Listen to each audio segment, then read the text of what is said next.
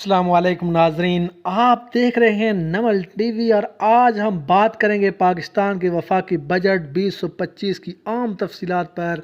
यह बजट मौजूदा हुकूमत ने पेश किया है और इसमें अवामी सरकारी मुलाजमीन और दिफाई इदारों के लिए कई आम ऐलानात किए गए हैं। आइए देखते हैं कि इस बजट में क्या कुछ शामिल है। सरकारी मुलाजमीन की तनख्वाहों और पेंशन में इजाफा किया गया है।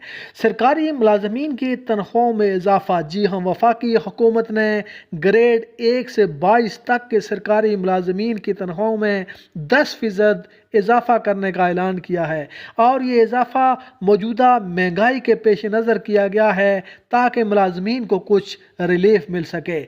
उसके अलावा पेंशन में भी इजाफा किया गया है और पेंशन में ये इजाफा 7% है।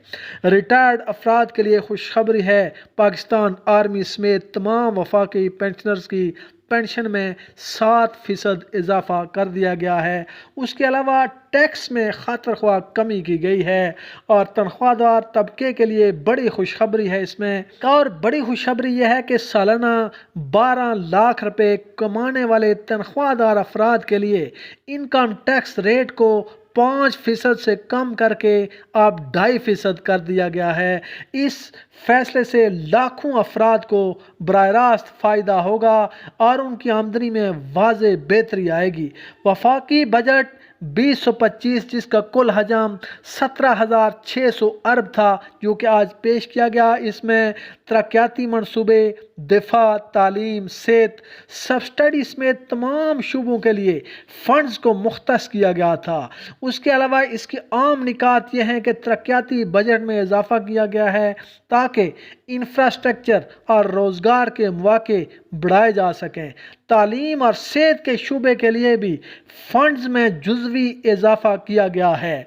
दोस्तों, FBR के ज़रिए टैक्स वसूली का हदफ 14,130 अरब रुपये मुकर्रर किया गया है।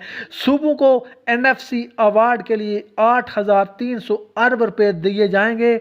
बजट खसारा 6,000 अरब रुपये के करीब रहने का तखमीना है। कर्ज़ों पर सूद अदायगियों के लिए 8,500 अरब रुपये खर्च होंगे और करंट अकाउंट खसारा GDP का मनफी 0.5% होगा। माली साल के लिए बरामदात का हदफ 135 अरब रुपये मुकर्रर किया गया। IMF के मुतालबात के बावजूद हुकूमत ने अवाम दोस्त बजट पेश करने की पूरी कोशिश की है।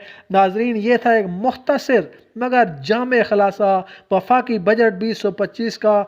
आपको इस बजट के कौन से इक़दामात फ़ायदा मंद लगे, कमेंट में अपनी राय ज़रूर दीजिएगा। वीडियो को लाइक करें, शेयर करें और नमल टीवी को सब्सक्राइब करना न भूलें। अल्लाह हाफ़िज़।